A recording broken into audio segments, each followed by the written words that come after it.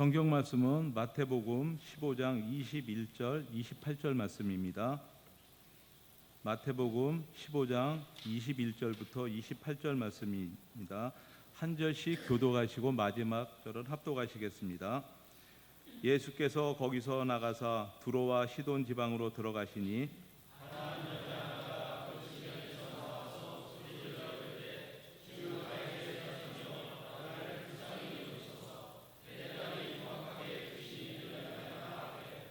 예수는 한 말씀도 대답하지 아니하시니 제자들이 와서 정하여 말하되 그 여자가 우리 뒤에서 소리를 지르오니 그를 보내소서.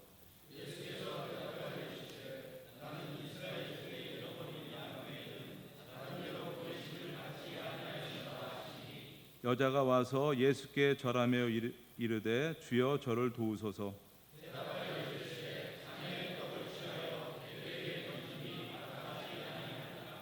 여자가 이르시되 주여 올소이다마는 개들도 제 주인의 상에서 떨어지는 부스러기를 먹나이다 하니 이에 예수께서 대답하여 이르시되 여자여 내 믿음이 크도다 내 소원대로 되리라 하시니 그때로부터 그의 딸이 나으니라.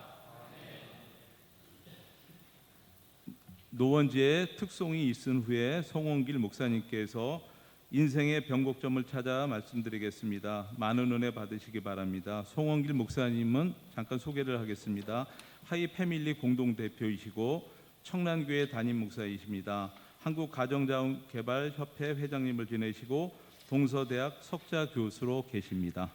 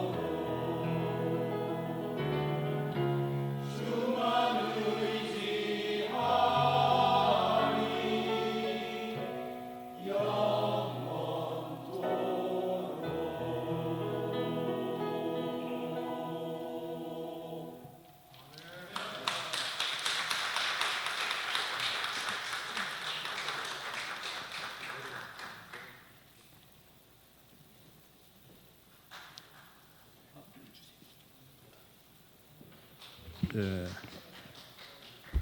한 목사님이 제게 이렇게 질문했습니다. 송 목사님, 복 중에 복이 어떤 복인 줄 아십니까? 제가 뭐라고 답했을 것 같습니까? 제 대답이 이랬습니다. 처복인가요? 처복이란 말은 아내 복을 얘기하는 거죠. 성경에 이런 말씀이 있지 않습니까?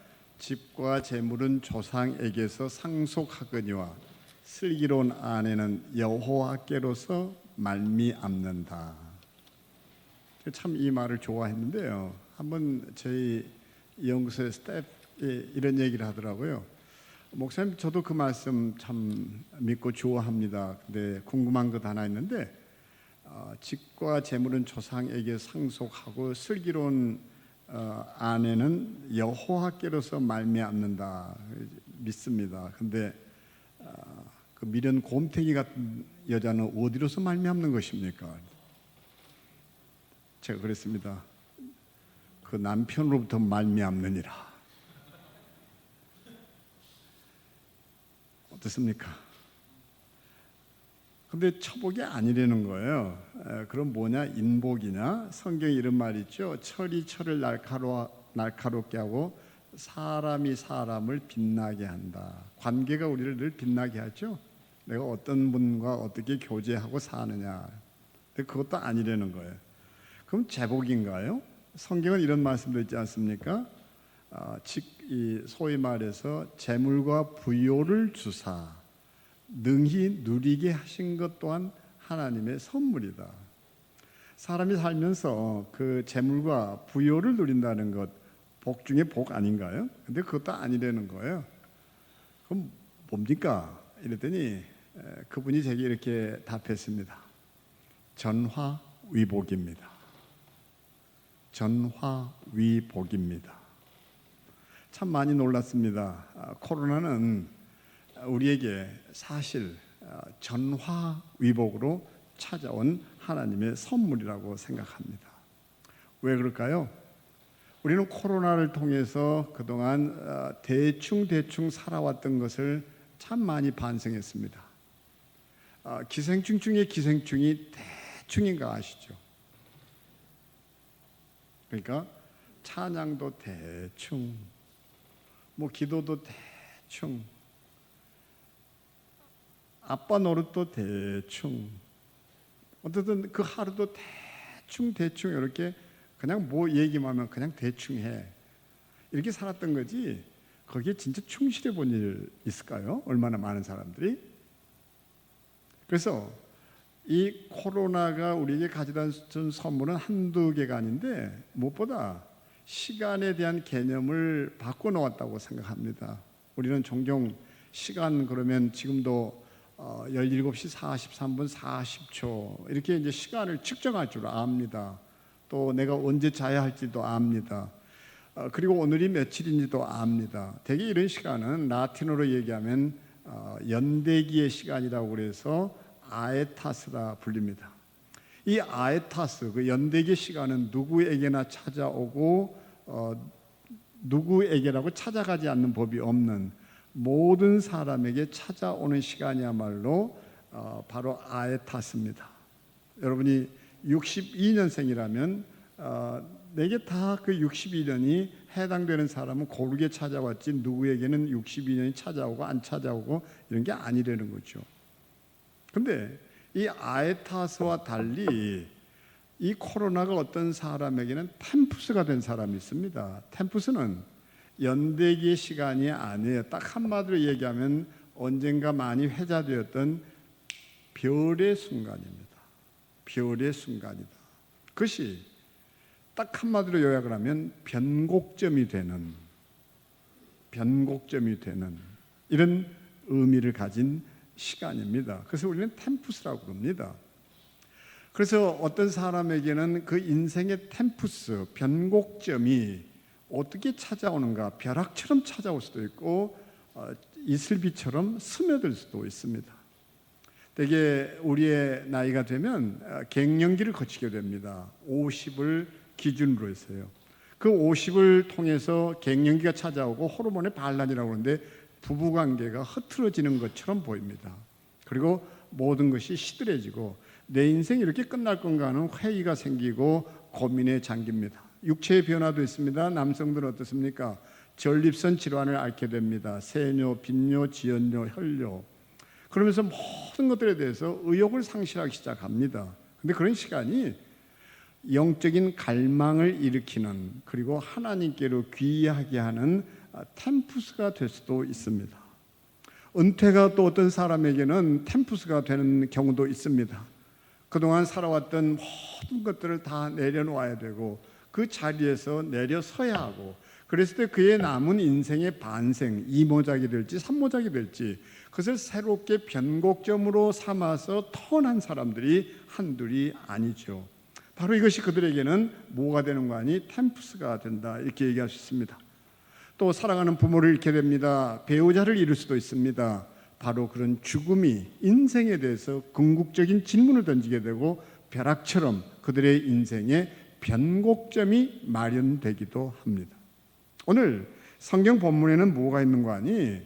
이 한 여인의 인생에 찾아온 변곡점이 무엇인가를 아주 여실히 보여주는데, 한번 보십시오. 이 가정에 어떤 일이 벌어졌습니까? 사랑하는 딸이 병들었습니다. 적은 병 아닙니다. 중한 병입니다. 성경은 뭐라 적었나요? 귀신 들렸다. 귀신 들렸다. 그러니까 질병이 이 가정의 재난이 됩니다. 저도 의과대학에 이제 오랫동안 있어 봤는데, 사람들이 정말 암에 걸렸다, 아니면 정말 희소 질환, 희귀 질환이란 말은 틀린 말이죠. 병이 귀한 것일 수는 없으니까요.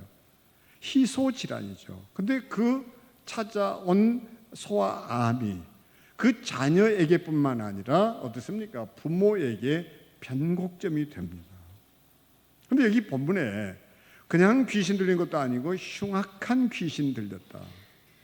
어떻습니까? 이런 상황 속에서 이 여인이, 누구에게나 닥칠 수 있는 병인데 이 여인은 찾아온 시간이 아에타스의 시간이 아니라 템푸스가 됐던 것은 그냥 찾아온 것이 아니었습니다. 본문을 보면 이 여인은 예수께 나와서 소리 지릅니다. 그리고 그때 그가 구하는 것 하나 있는데, 본문 한번 들여다보세요. 주여 저를 불쌍히 여기소서, 이렇게 소리 지르죠. 주여 저를, 또는 나를 불쌍히 여기소서. 근데 국어 공부를 조금만 제대로 했다면 이 말은 모순이라는 걸 알게 되죠. 왜 그렇습니까? 귀신 들린 건 딸이에요.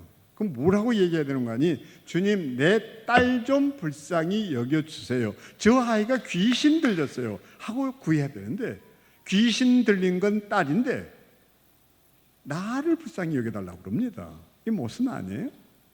근데 한 번만이 아닙니다. 여기 또다시 간구하다 뭐라고 얘기하는 거 아니? 주여 저를 도우소서. 25절 한번 보세요. 예수께 절하며 이르되 주여 저를 도우소서. 그러니까 영어 성경을 읽어봐도 help us도 아니에요. help me입니다. help me. 나를 좀 도와주세요. 어떻습니까? 우리 여기서 하나 보게 되는 게 있는데, 몽간이 이 여인은 지금 가정의 이 재난, 가정의 재난이라는 것은 우리가 꼭 한번 명심해야 되는데, 사실은 여기 이제 우리가 그 헬로윈 참사라고 얘기해야 될 것을 우리는 뭐라고 부릅니까? 네? 이태원 참사라고 그래요. 이태원 죄 없어요. 우리는 모든 것을 1인칭으로 해석을 못합니다. 그리고 객관적이지가 않아요. 어떻습니까? 다시 말하면 이태원은 BTS를 탄생시킨 문화의 자궁이에요. 문제가 됐던 것은 헬로윈이에요. 그래야 우리는 그것을, 헬로윈을 다시 경각심을 가지고 들여다보는데, 그냥 이태원 동네에서 일어난 사건으로, 이태원이 무슨 죄가 있습니까 사실? 그렇지 않아요? 근데 대개 보면 우리가 대충 산다고 그랬는데, 그 대충이 인칭대명사로 얘기하면 죽음조차도 대부분 3인칭입니다. 그러니까 그들이 죽었어요. 세월호도 그들이 죽었어요. 세월호가 언제 일어난지 아시는 분 계세요? 기억 못해요. 왜? 그들이 죽은 일이니까.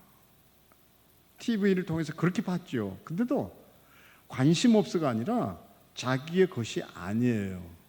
다 잊혀집니다. 근데 여전히 지금도 아이를 잃은 부모들은 그 시간에서 벗어나지 못하고 있다는 것만 아시면 돼요. 근데 우리는 그걸 가지고 또 비난도 많이 하는 걸 보죠. 이제 좀 제발 그만해라. 지긋지긋하지 않냐? 이게 얼마나 잔인한 말인지 모르시죠? 내 자식이 죽었는데 그 죽음이 정말 지긋지긋합니까? 아니요. 그들은 그 시간에서 벗어나 본 일이 없어요. 그 3인칭이 2인칭이 될 때가 있습니다. 누가요? 가까운 지인이, 내 가족이, 내 부모님이 세상을 떠납니다. 그래서 우리는 2인칭의 죽음이라고 해요. 근데 그 역시 오래 못 가죠. 잊고 살게 돼요. 그게 우리 운명일지도 몰라요. 근데 사람이 1인칭이 될 때는 정말 절박해집니다. 그냥이 아니에요. 절절해집니다. 변곡점은 누구에게 찾아온 줄 아세요? 정말 절박한 사람에게 찾아옵니다. 근데 내 인생이 절박해 본 일이 있으세요? 그냥 은퇴하니까 은퇴했나 보다. 때가 되니까 다 은퇴하는 거지. 그냥 대충이죠. 인생 미안하지만 앉아 계시는 우리 모든 분들이 100세까지 살 수 있다는 걸 생각 안 하시면 안 됩니다. 근데 부부관계부터 끔찍해져요. 앞으로 내 나이가 지금 60이다, 62세다, 63세다 그러면 앞으로 약 40년을 살게 됩니다. 40년 부부관계 이어가요. 저희 집이 장수 집안이었어도 아니고요. 제 아버님이 93세예요. 근데 제 어머니가 90세가 다 돼가는데 큰 수술을 했는데 그것도 산부인과 수술이었습니다. 되게 저도 의과대학에 있어서 이제 잘 아는 거 하나 있는데 그냥 80 넘어서면 이제 80 넘어선 사람을 할망구라고 그러거든요. 할망구는 왜 할망구인가니 소망하다 할 때 바라볼 망이고 구는 90을 바라본다. 그게 할망구예요. 할망구가 그냥 지천머리 없는 뭐 이런 하대하는 얘기가 아니라 장수를 축복으로 여겼던 그때에 아이고 이제는 90까지 바라보게 되셨네요 하는 축복의 말이었어요. 할망구란 말이. 제가 제 어머니한테 그랬습니다. 어머니, 누가 수술을 하라고 그랬습니까? 왜? 병원에서 그 수술을 못해서가 아니라 사람은 누구나 다 똑같아요. 나이 드셨든 많았든 관계없이 그냥 몸의 구조가 똑같으니까 칼 때리는 건 똑같아요. 그러나 기저질환 때문에 부담이 돼서 칼을 들지 않으려고 하죠, 의사가.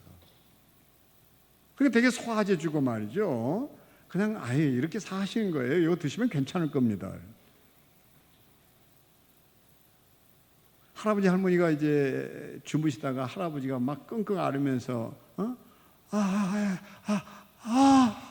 오 할머니를 깨워가지고 빨리 파스 좀 바르라고. 할머니가 잠결에 막 더듬어가지고 파스를 딱 발라줬어요. 할아버지 그걸 바르는 순간 시원타. 그 잠을 주무셨습니다. 아침에 일어나서 봤더니 할아버지 허리에 붙었던 것은 중국집 보신각 짜장면 광고 스티커였습니다. 플라시보 효과라고 그래요. 그러니까 노인네들한테 이거 먹으면 진짜 깨끗하게 낫거든요. 할머니. 지혜로운 의사들은 그렇게 말을 해요. 그리고 되게 받아오는 게 저 소화제였어요. 왜? 위장이 편하면 그 병을 쉽게 이기니까요. 제가 제 어머니한테 아니 도대체 누가 수술하라고 그랬냐고. 근데 수술 성공했어요. 그래서 제가 제 어머니한테 물었습니다. 어머니 이제 임신해도 된답니까?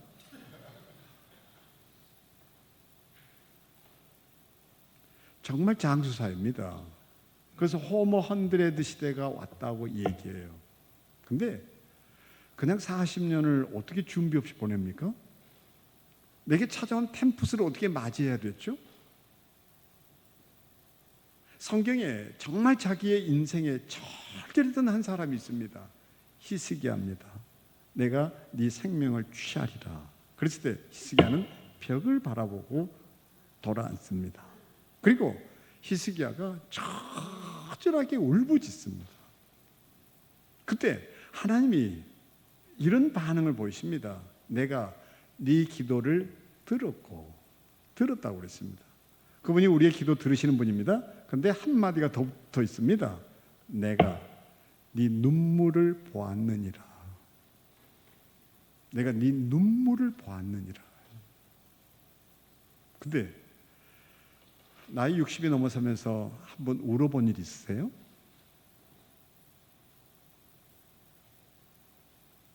그러니까 기도하자. 근데 그냥 웅얼웅얼해요 다. 그 기도에 나도 모르게 막 눈물을 쏟아내면서 하나님이 내 눈물을 보시도록 내가 적절하게 울어본 일이 있나요? 그게 자식의 문제든 아내하고 관계든 누군가에게 돈을 떼게 됐건 배신을 당했건 내 꿈이 무너져 내렸건 정말 처절하게 내가 하나님 앞에 매달려 본 경험이 있나요?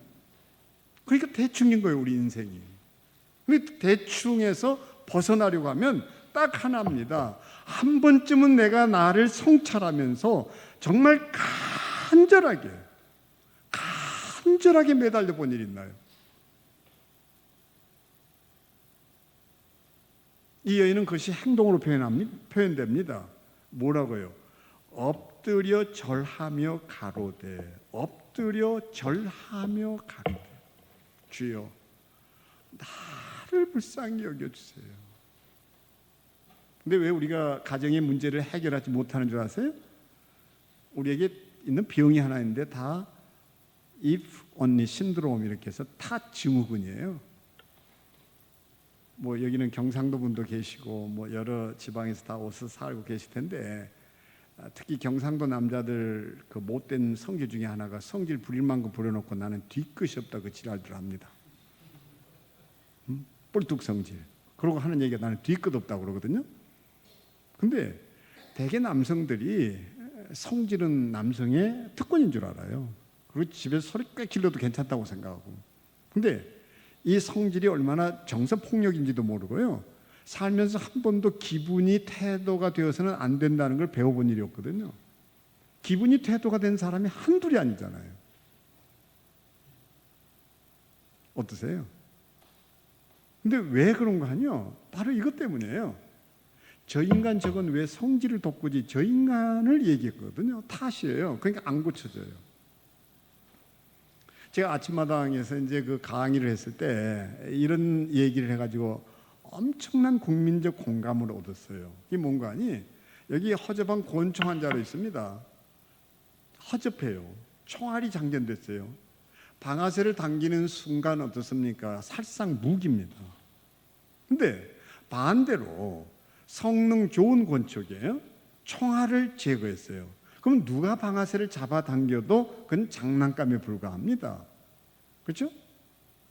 그러니까 어떤 녀석이 방아쇠를 잡아당겼냐 이걸 물으면 질문이 잘못된 거예요. 뭐라고 얘기됩니까? 그 누가 방아쇠를 건드려도 일부러가 아니라 잘못 건드려도 총알이 튕겨나가지 않도록 마음의 총알을 제거해야 합니다. 마음의 총알이 뭡니까? 쓴뿌리예요. 역기능이에요. 낮은 자존감이에요. 열등감이에요. 용서되지 않은 과거예요. 우리가 치유 그러는데 치유 중에 치유가 어떤 치유인 줄 아세요? 생각의 치유예요. 과거로부터 벗어나야 되거든요. 근데 그게 안 돼요.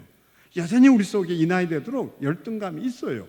학력에 대한 열등감이든 출신지에 대한 열등감이든 내 직업에 대한 열등감이든 내 외모에 대한 열등감이든 내 상처에 대한 열등감이건 열등감이 사로잡혀 살죠. 신앙은 그것을 극복해야 되는데 이게 안 되는 거잖아요. 아침에 헬스센터에서 운동을 하고 나서는데 프론트에 아가씨가 그런단 말이죠. 키는요. 근데 이 남자 돌아서서 그럽니다. 157인데요. 아침부터 키 몇 센치인지 물을 일이 뭐가 있나요? 근데 키 작은 열등감에 어짱 키가 어떻게 됐는지 키 주고 가려는 건데, 키는요 이랬는데 지 귀에 들리는 것은 키 몇 센치인지 물은 거로 들린 거예요. 그러니까 157인데요.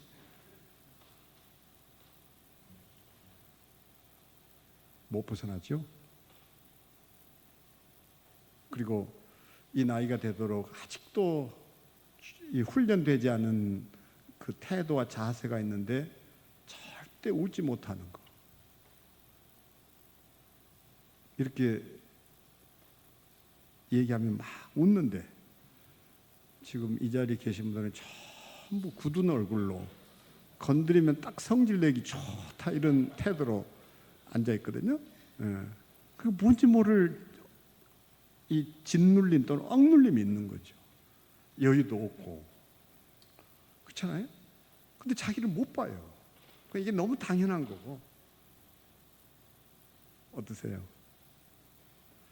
한 번쯤 내 인생에 절절해 볼 수 있게 되기를 바랍니다. 그러니까 저 인간 저건 왜 성질을 자꾸 돋구지? 이건 질문 자체가 잘못됐어요. 어떻게 해야 됩니까? 저 사람이 나를 건드릴 때마다 나라는 인간은 왜 화를 내게 되지? 이래야 돼요. 자기에게 물어야 돼요. 이 여인은 인생의 변곡점이 어떻게 찾아왔나? 딸의 문제가 아닌 거예요. 딸의 문제가 자기의 문제로 내면화됐어요. 1인칭이에요. 그러니까 제 딸 좀 불쌍히 여겨주소서가 아니에요.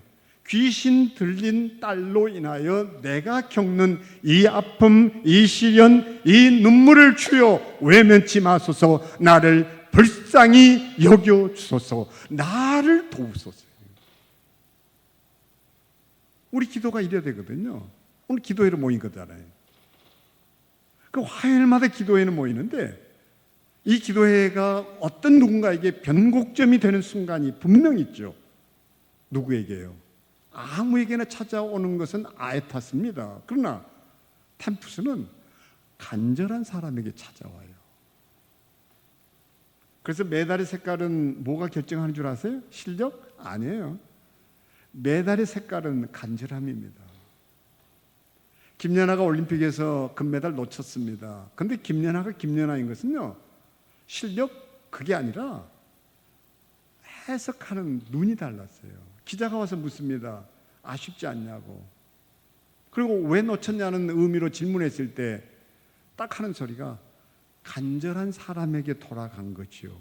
금메달의 색깔은 실력이 비슷비슷해 올림픽에 출전할 정도라면요. 근데 그 순간에 그 절박함, 간절함이 그 사람의 메달의 색깔을 바꿔놨습니다. 이제 우리 인생 2모작과 3모작을 제목으로 고민하는 우리에게 다른 어떤 것보다 그 간절함을 사모할 수 있게 되기를 바랍니다. 그래서 오늘 기도할 때 한번 우리가 이렇게 기도해 봤으면 참 좋겠어요. 하나님, 제 인생도 템푸스의 시간을 맞이할 때가 됐는데 제게 딴 것이 아니라 그 간절함 좀 주세요. 간절함 좀 주세요. 그럼 하나님이 외면치 않으시고 반드시 그 간절함으로 우리를 이끌어 주실 것을 믿습니다. 아멘. 더더군다나 이 여인은 어떻게 해서 아에타스를 템푸스로 전환시킬 수 있었을까요? 인생의 변곡점이 딱 찾아오는 그 순간이 있는데요. 언젠가 하니 포기할 줄 모르는 사람에게 찾아옵니다. 참 재밌죠. 포기할 줄 모르는 사람에게. 근데 우리는 너무 쉽게 포기하잖아요. 예를 들면 됐어 인간아, 포기한 지 오래야, 끝내 이제. 이렇게 해서 포기해버린 것이 이혼 아니에요? 누군가로부터 버림받았다, 나는 버림받았다, 포기된 인생이다 이랬을 때 그게 나의 모든 것들을 앗아가잖아요. 그런데 종종 하는 얘기가 있는데 그건 뭔가요? 이겁니다. 하나님께서 실패자는 쓰시는데 포기자는 쓰시지 않는다. 우리에게는 너무 쉽게 포기한다는 게 사실 큰 비극이죠. 근데 특히 성경을 이제 창세기를 읽어보게 되면 창세기는 그냥 제 살아왔던 시대 배경으로 얘기하면 썬데이 서울 보는 것 같아요. 천지창조 얘기 있고는 온갖 지저분한 잡동사니가 가득 차 있는 것이 창세기입니다. 창세기를 한번 다시 들여다보세요. 거기 뭐 간통이 없나, 온갖 술수가 없나, 간계한 게 없나, 정말 지저분한 책이 창세기 같아요. 썬데이 서울 보는 것 같아요. 거기 무슨 거룩이 있습니까? 그런 관점에서 보면 창세기는 참 지저분한 얘기고 시시콜콜한 얘기를 가득 담아놓은 인생 잡동사니 뒷골목 얘기 같습니다. 특히 누가요? 야곱이 그런 인생을 살아요. 근데 참 흥미있는 것은 이 네 명의 족장 가운데 가장 지저분한 인생을 살아낸 게 뜻밖에도 아브람도 이삭도 요셉도 아닌 야곱이라는 인생인데, 하나님께서 그 야곱의 인생을 어떻게 끌어내시는가를 보면 참 충격에 빠집니다. 그것은 다른 것이 아니라 나중에 성경이 이제 이렇게 얘기하는데요. 아브라함으로 자기 하나님을 삼고 어떻습니까? 여호와 자기 하나님께 소망을 두는 자는 복이 있도다. 아멘. 지금도 대충 듣고 계시거든요. 미안하지만 아브라함의 하나님으로 자기 도움을 삼으며 여호와 자기 하나님께 소망을 두는 이런 얘기 성경에 없어요. 아브라함 아니에요, 내 족장 가운데. 그러면 이삭의 하나님으로 자기 도움을 삼으며 여호와 자기 하나님께 소망을 두는 자는 복이 있도다. 그랬을까요? 그것도 아니에요. 요셉도 아니에요. 정확하게 성경은 나중에 시편 146편 5절을 좀 찾아보시게 되기를 바라는데요. 야곱의 하나님으로 자기 도움을 삼으며 여호와 자기 하나님에게 소망을 두는 자는 복이 있도다예요. 이 말은 뭡니까? 하나님이 야곱을 끝끝내 포기하지 않았습니다. 이게 창세기예요. 창세기는 시시콜콜한 얘기가 아니라 시시콜콜이에요. 바라보고 콜콜, 불러내시고 그 죄악의 덩어리, 죄악의 구덩이에서 말입니다. 그래서 하나님께서 포기하시지 않은 것을 내가 포기하면 안 돼요. 근데 하나님이 어떤 분인지를 우리는 아는 것 같은데도 몰라요. 정말 하나님의 사람이라면 그분이 포기하시기 전에 절대 포기하면 안 됩니다. 야곱이 어떤 사람입니까? 호세아는 이렇게까지 증언합니다. 너희는 너희 조상 야곱의 삶을 되풀이할 참이냐? 그는 죄를 짓고 아람으로 도망쳤고 출세를 위해 영혼까지 팔았으며 배신과 사기로 성공했다. 이것이 호세아가 증언하는 호세아의 이력서입니다. 그런데 이런 야곱을 하나님이 포기하시지 않으셨다. 우리 인생 은퇴와 함께 포기된 거 절대 아니거든요. 반으로 접힌 것도 아니거든요. 자식 절대 포기할 일 아니죠. 사과 속의 씨앗은 누구나 헤아리지만요, 씨앗 속의 사과는 하나님만이 헤아려요. 한 번은 황교안 전 총리가 이제 저희 프로그램에 와서 얘기하는데 이런 고백 하나 하더라고요. 어떤 분의 얘기인데, 여태까지 살 줄 알았으면 이렇게 살지는 않았다. 저와 여러분의 죽음이 언제 찾아오는지 모릅니다. 분명히 90 쉽게 넘어갈 거예요.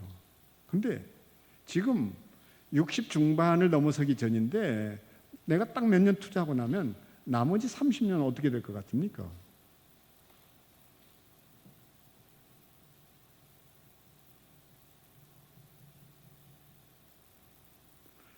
절대 포기하지 않게 되기를 바랍니다.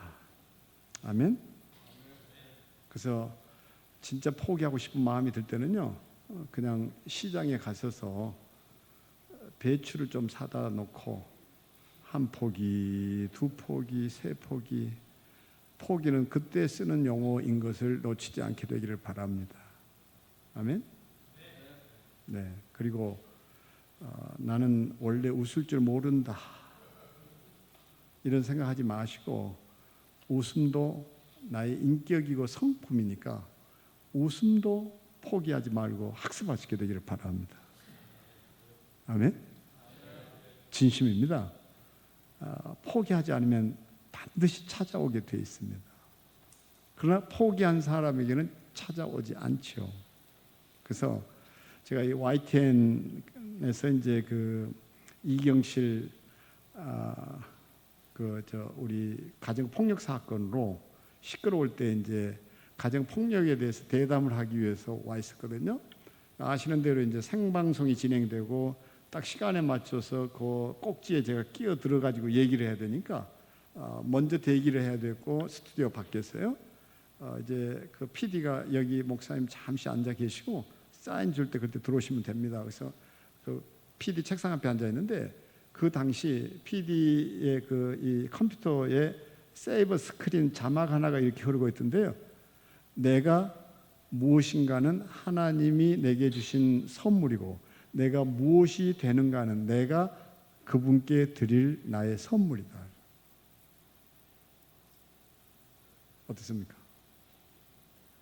하나님이 제게 이 얼굴 주신 거 저는 그분이 내게 주신 선물이라는 생각해요.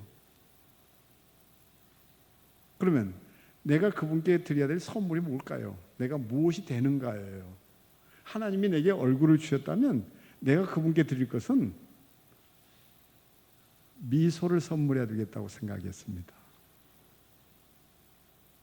아멘.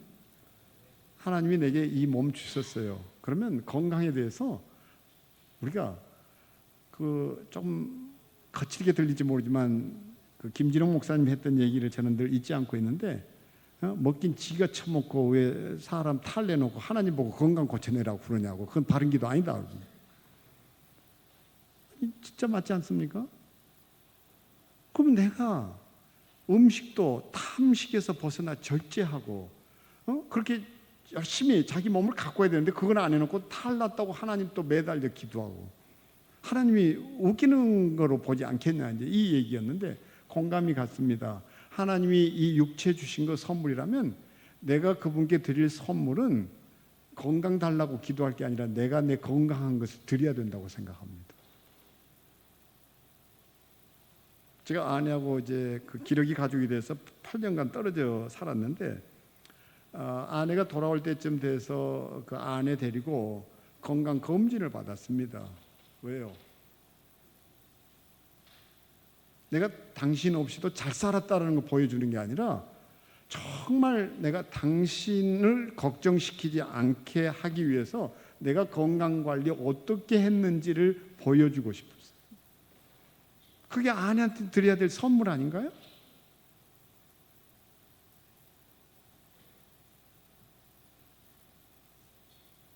우리 스스로 먼저 포기하는 일이 없게 되기를 바랍니다. 그래서 소망 이랬을 때 그 희망, 그러니까 호프가 뭔가 아니 hold on, pain ends. 끝까지 견뎌내. 고통은 끝날 거니까. 견디는 자에게 찾아오는 선물이 템푸스인 것을 꼭 기억하시게 되기를 바랍니다. 아멘. 그리고 이 여인을 보면서 놀라는 것 하나 있는데요. 다른 것이 아니에요.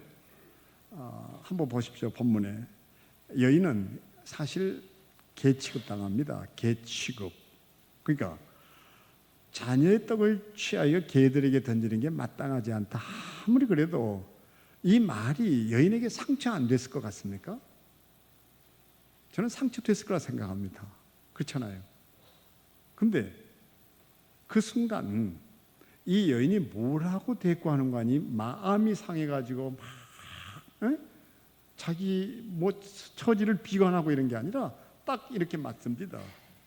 옳소이다. 그러나 개들도 주인의 상에서 떨어지는 부스러기로 배불리지 않습니까? 이거거든요.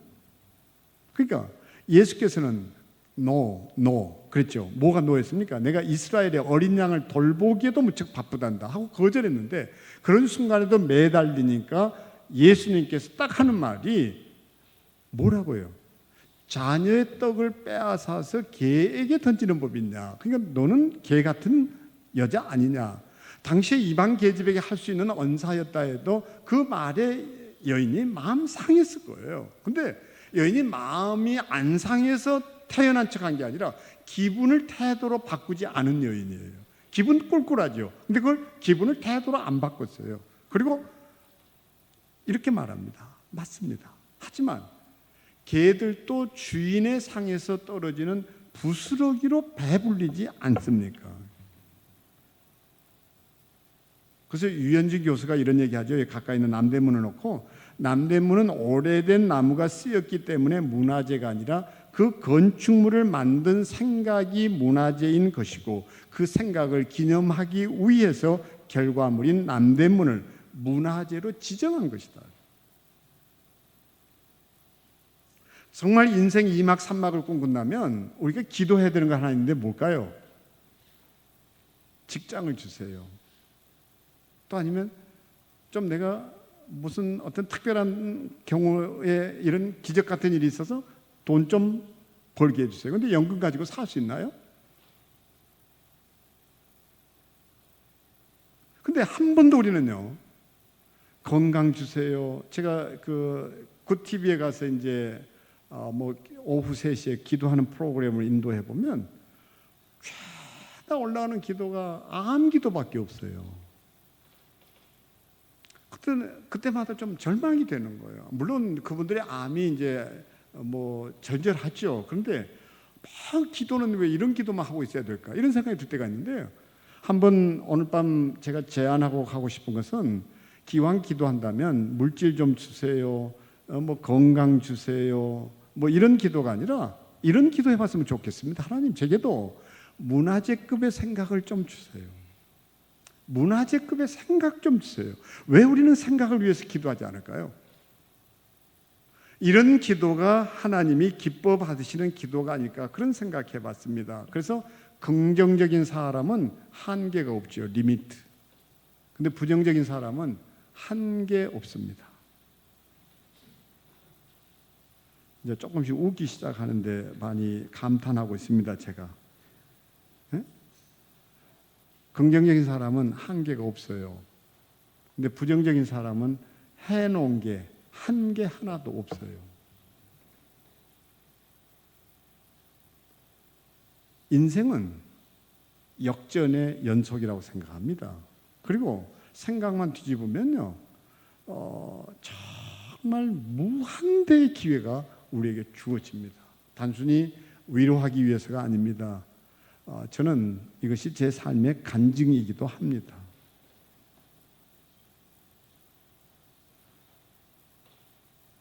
우리 모두 전화위복을 기대하면서도 정작 준비되지 않으면 그건 찾아오지도 않죠. 근데 이 여인은 어떻습니까? 딱 하나였습니다. 뒤집어대는 거예요. 뒤집었습니다. 그러니까 노도 뒤집으면 온이 되죠. 노년? 저는 절대 불행한 게 아니라고 생각합니다. 여기는 지금 그런 연령층이 아닌데, 내년이면 1958년생 그 개띠들이 노년 인구에 편입이 되면서 우리나라 노년 인구가 1000만이 됩니다. 이들을 위해서 저도 베이비 부모의 선 사람이기 때문에 그 어떤 인구학의 이동, 그것을 주목하는 순간 해야 될 일이 하나 생겼는데, 존니 대표와 함께 미국의 AARP라고 그래가지고 은퇴자 이 은퇴자들 모임, 그들의 권익 보호 단체인데요. 이걸 한국에도 필요하구나 생각해서 그걸 지금 준비하고 있습니다. 그리고 가장 먼저 하는 일이, 노년이라는 이름이 너무 부정적이어서 노망, 뭐 노친내, 뭐 등등해서 이 이름 바꾸는 작업도 지금 하고 있는 중인데요. 어떻든 이제 조만간에 이게 발표가 되고, 지금 새로운 직업 창출을 저도 고민하고 있습니다. 그게 엔딩 플래너입니다.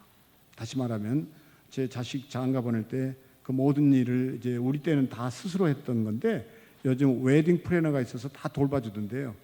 그게 아이들이 직장 생활하는데 지장도 안 받고 또 오히려 좋은 정보를 얻고 거기에 웨딩 플래너에게 보상해 주는 것이 자기가 맡겨 가지고 바가지 안 쓰고 제대로 일 처리하는 것으로 얻는 유익이 더 큰 걸 알았고 저희가 시도하는 것은 엔딩 플래너 교육을 지금 하고 있습니다. 인생의 마지막에 사실은 병원에서 장례 안 치러도 되는데 우리는 다 병원으로 가고 있잖아요. 그리고 코로나가 가르쳐 준 것 가운데 제가 참 감사하는 것은 염습이 필요 없게 됐다라는 사실이잖아요. 사고 메이크업만 하면 되는데 그렇게 한 생애를 그 마지막을 어떻게 내가 그 스토리를 짜주느냐가 그 생애는 엄청난 선물이 됩니다. 오늘 얘기가 제가 짧아질 수밖에 없고 한 것은 준비해온 그 자료를 전혀 쓸 수 없는 환경에 놓여가지고 그것도 한국의 대표적인 영락교회에서 이런 걸 쓸 수 없다는 게 저 시골교회도 다 하는 것을 무슨 시스템이 이렇게 복잡한 건지 참 이게 이제 참 어려움이 있죠. 그러나 언젠가 다시 또 기회가 닿으면 여러분이 오시지 않아도 양평에 지금 벌어지고 있는 그 일도 좀 설명해 드리고 싶고요. 오늘 큰맘 먹고 준비를 잔뜩 해왔는데 아무것도 쓸 수가 없습니다. 어느 지자체 그 동사무소에 가서 강의를 해도 제 노트북 쓰겠습니다. 그러면 딱 꽂기만 하면 되는데 우리는 죄다 저 방송실이라는 데를 만들어 가지고 큰 성을 만들어 놓고 이 무기를 빼앗아서 놓고 날 보고 총질을 하려는 거예요. 여기 갖다 놔야 강의하다가 자료도 이렇게 바로 돌려서 보여주고 뭐 이러는데 겨우 뭘 깨 맞추긴 했는데 또 소리가 안 나온다는 거예요. 그 영상 무성 영화 보는 것도 아니고 무슨 감동이 있을까 해서 무기를 다 빼앗기고 서가지고 그래도 이만큼 해내는 것이 제가 아주 대견스럽다는 생각을 합니다. 그래서 좀 드리고 싶은 얘기는 정말 우리가 이 인생 2모작 3모작을 위해서 준비해야 될 때가 됐는데 오늘 본문 속에서 이런 통찰을 얻으시고 우리가 함께 좀 기도했으면 하는 것이 있는데 그것은 세 가지입니다. 첫째는 하나님 나에게도 이 간절함, 절절함으로 인생의 변곡점을 꼭 맞이할 수 있도록 도와주십시오.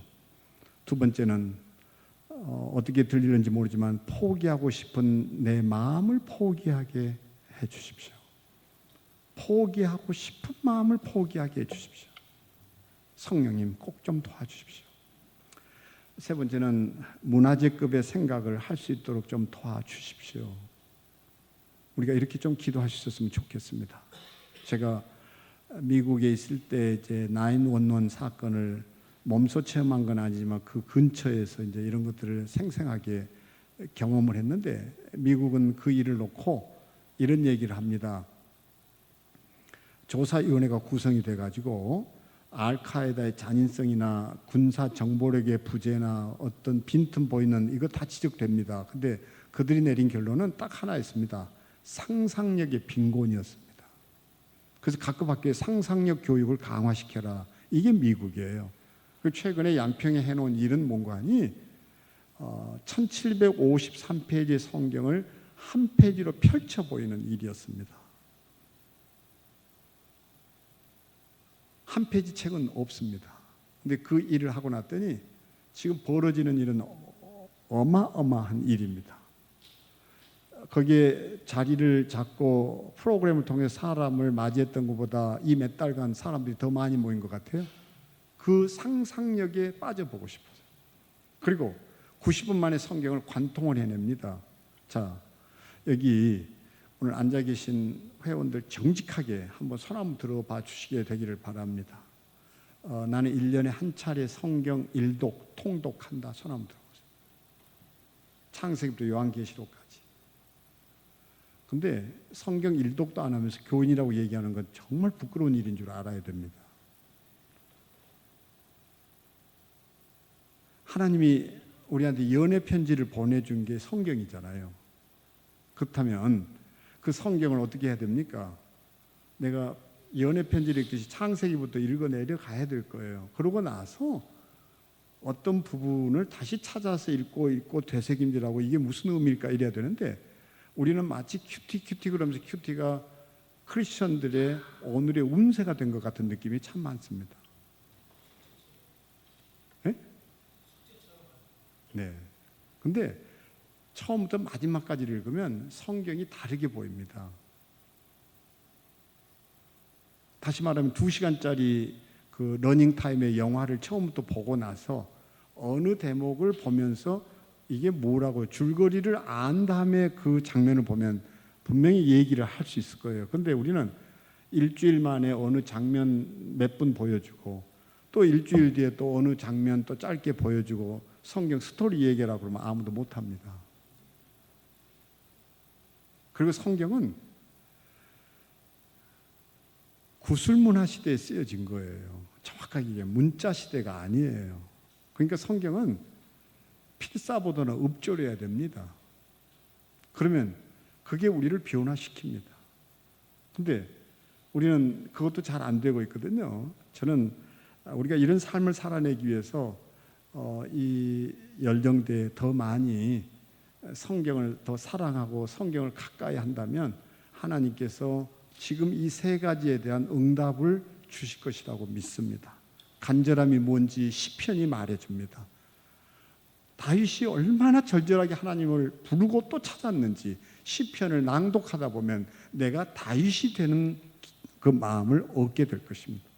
뿐만 아니라 내가 포기하고 싶었던 마음을 다 내던지도록 하나님이 나를 얼마나 절절히 정말 얼마나 극진히 지극한 사랑이 아니라 지독한 사랑으로 나를 불러주시는지 내가 하나님의 사랑 앞에 녹아질 겁니다. 그리고 마지막 하나님께서 성경을 통해서 문화재급의 생각을 주신다고 저는 확신합니다. 막연한 것이 아니라 우리 구체적인 행동까지를 포함해서 다시 한번 내 인생의 변곡점을 찾기 위한 고민들이 계속되기를 축복합니다. 감사합니다.